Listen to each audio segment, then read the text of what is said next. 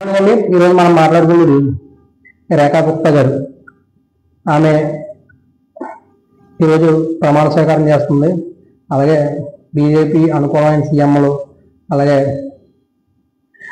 JDS నుంచి, అలాగే తెలుగుదేశం నుంచి సీఎం చంద్రబాబు నాయుడు గారు, కన్నారెడ్డి గారు, ఇలా నుండి అందరూ వెళ్తున్నారు.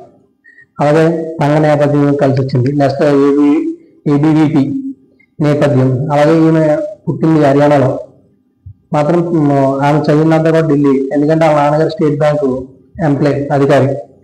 నేను ఈమె కారు ఎక్కినప్పుడు కూడా నేను ఎమ్మెల్యేనే ఉంటాను అనుకుంది. ఎక్కిన తర్వాత అక్కడ బీజేపీ మీటింగ్ జరిగిన తర్వాత 47 మంది ఎన్నుకున్నారు. ఎందుకు నేను మీరే సీఎం అన్నారు రేఖా గుప్తా గారు. అలాగే విద్యార్థి నాయకురాలుగా రేఖా గుప్తా గారు చాలా పనులు చేశారు. పార్కుల డెవలప్మెంట్, పితంపురం షాలిమార్ బాబు నుంచి పార్కుల డెవలప్మెంట్, అది ఎంపీ టికెట్ కూడా ట్రై చేశారు, కానీ అవ్వలేదు. ఎంపీ టికెట్ కూడా ట్రై చేశారు. అలాగే తర్వాత ఎమ్మెల్యే కూడా అదృష్టం కలిసి వచ్చింది.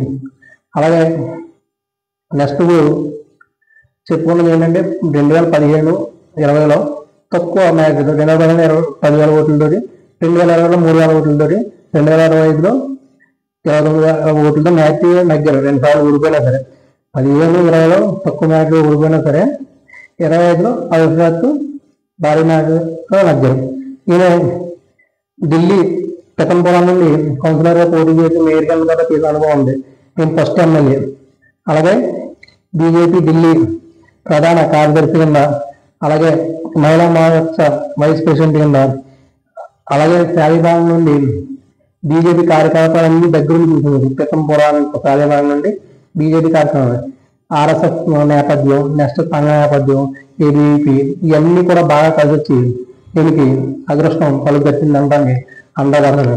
బీజేపీలో చిన్న నాయకులన్నా సరే ఆ నియోజకవర్గంలో ఆయన ఒక 15-20 సంవత్సరాలు ఉంటే కంపల్సరీ సీటు వస్తుంది అనడానికి ఇదే నిదర్శనం.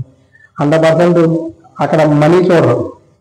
నేను హైదరాబాద్లో అంతమంది కార్పొరేట్ ఎలక్షన్ 50 సీట్లు అడిగి, కానీ అక్కడ మనీ చూడలేదు. కొన్ని ఏరియాలో, మోసాపేట ఈ ఏరియాలో చాలా లేనటువంటి టికెట్ ఇచ్చారు. అది బీజేపీ యొక్క గొప్పదనం.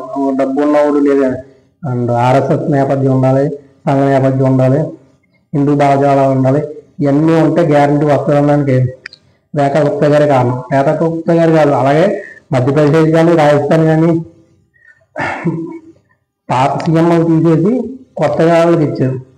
అలా గొప్ప విషయం ఏంటంటే వీళ్ళు అన్ని ఆలోచించి ఇస్తారు అనడానికి ఇది ఒక నిదర్శనం.